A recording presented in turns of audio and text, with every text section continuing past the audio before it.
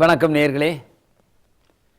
தினந்தோறும் காலை உங்களை சந்திப்பதில் மட்டற்ற மகிழ்ச்சி அடைகிறேன். ஒருவருக்கு பணத்தை கொடுக்கலாம், ஒருவருக்கு வேலையை கொடுக்கலாம், அல்லது வேலை செய்கின்ற வாய்ப்பினை ஏற்பாடு செய்து கொடுக்கலாம்.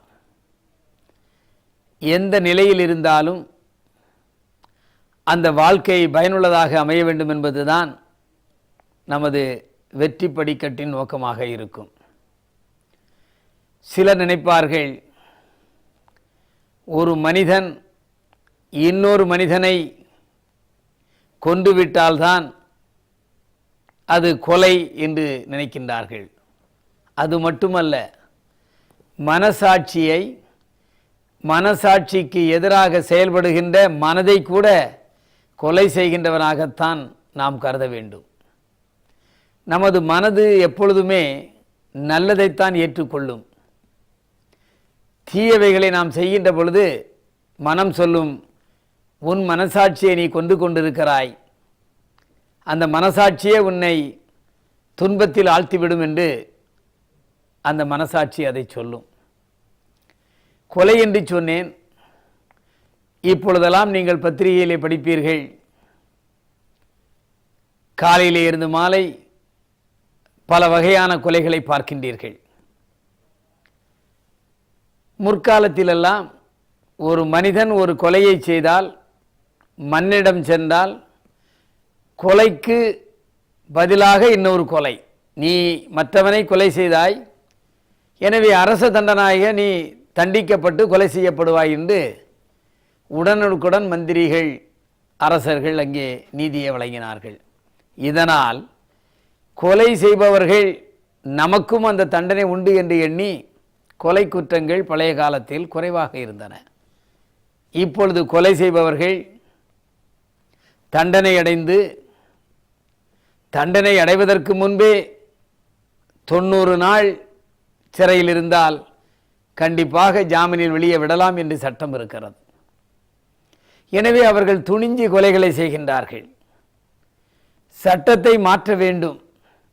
கொலை என்பது முடிந்த ஒன்று, அந்த முடிந்த கொலைக்கு தண்டனை நிச்சயம் என்று சொல்லி நமது சட்டங்களை மாற்ற வேண்டும்.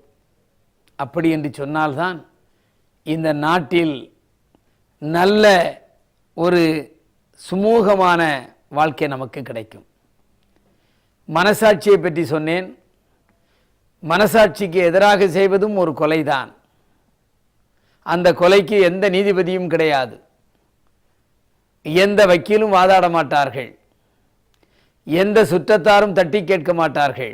ஆனால் மனசாட்சி என்ற ஒன்று நம்மையே கேள்வி கேட்டுக்கொண்டிருக்கும். நீ தவறு இழைத்து விட்டாய், இந்த தவறை நீ திருந்தாவிட்டால், மேலும் மேலும் தவறு செய்தால் உன் வாழ்க்கை வளமாக இருக்காது என்று நம் மனசாட்சியே சொல்லும். எனவேதான் தவறு செய்வதையும் மனசாட்சியையும் அந்த தவறுக்கும் கொலை என்று நான் சொன்னேன். வாழ்க்கையில் தண்டனை கிடைத்தால்தான் தவறுகள் திருத்தப்படும். மன்னிப்பு என்பது சாதாரண வாழ்க்கையில் நடக்கின்ற ஒன்றாக இருக்க வேண்டுமே தவிர, மிகப்பெரிய குற்றம் செய்தவர்களுக்கெல்லாம் மன்னிப்பும் தண்டனை இல்லையும் என்று சொன்னால் இந்த சமுதாயத்தில் ஒரு சமாதானம் இருக்க முடியாது. இதை எதற்காக சொல்கிறேன் என்றால், ஒவ்வொருவரும் உணர்ந்து கொள்ள வேண்டும். நாம் இந்த தவறை செய்கிறோம், அந்த தவறுக்கு பரிகாரம் உண்டு. அந்த தவறு மீண்டும் நம்மை சுற்றி வந்து நம்மை தண்டிக்கும் என்ற பய உணர்வு இருந்தால்தான் வாழ்க்கையில் குற்றங்கள் குறையும். குற்றங்கள் குறைவதற்கு தண்டனை மிகவும் அவசியம். அப்படி என்று சொன்னால்தான் இந்த உலகம் சமாதான உலகமாக இருக்கும். மனசாட்சியை நாம் நன்றாக வைத்துக்கொள்ள வேண்டும், மனதை சுத்தமாக வைத்துக்கொள்ள வேண்டும், நல்லதையே செய்ய வேண்டும் என்று எண்ண வேண்டும். வாழ்க்கை வளமாக இருக்கும். வெற்றி படிக்கட்டில் இதை நாமும் ஒரு கொள்கையாக வைத்துக்கொண்டு வாழ்க்கையில் வெற்றி பெற வேண்டும் என்று சொல்லி மீண்டும் உங்களை சந்திக்கின்றேன். நன்றி, வணக்கம்.